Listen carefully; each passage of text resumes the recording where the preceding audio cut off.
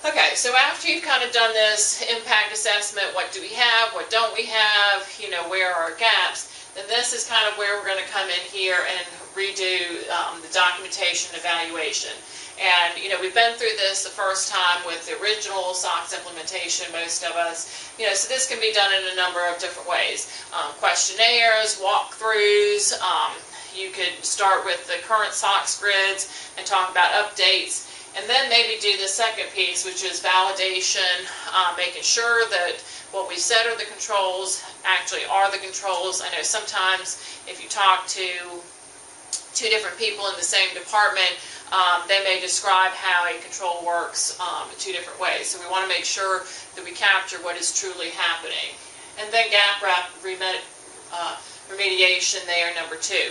Once we have it all set down and validated, where are we missing spots? Is there a control that we're missing or what have you?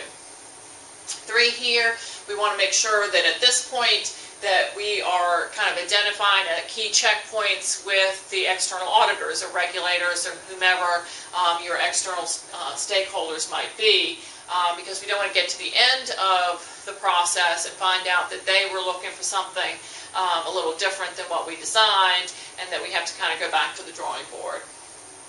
And it's important that we review test plans at this point, as well as the actual key controls, because as I said, that may change from point to point.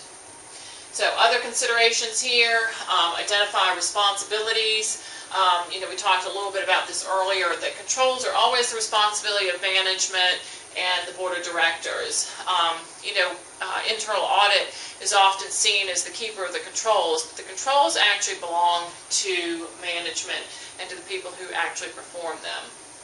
So, and this is actually a good point to make sure that we clarify internal audit's role in this process. So for some of us, we will be developing some of those internal control matrices. For others of us, we might not get involved until more of a testing phase. We might only be there as consultants.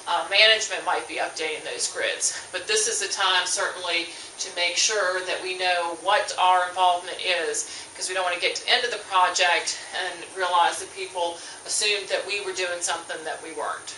So this is important.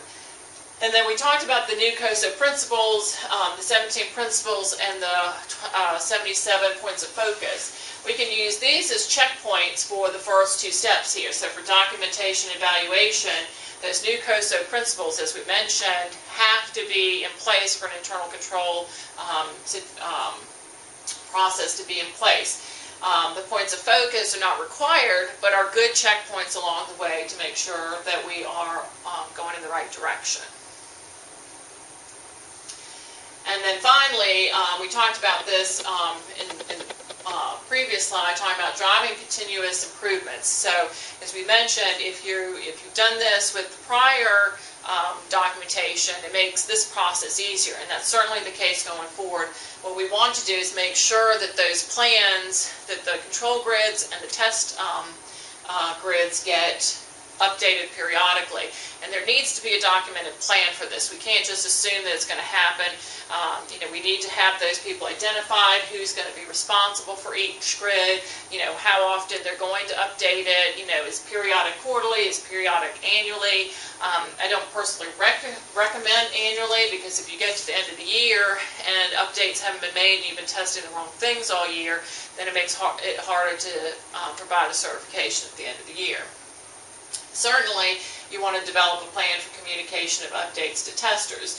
With us, we're an outsourced resource for internal audit, so when we're getting ready to test SOX, we have to have good communication with our clients, and in your case, with other departments, to make sure that you have the most current COSO controls in place. Because if you're testing the wrong items, then we are unable to make our certification, or we make it much more difficult to make our certification at the end of the year.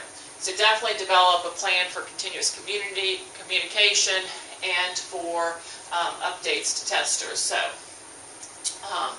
anyway, this is the actual control framework.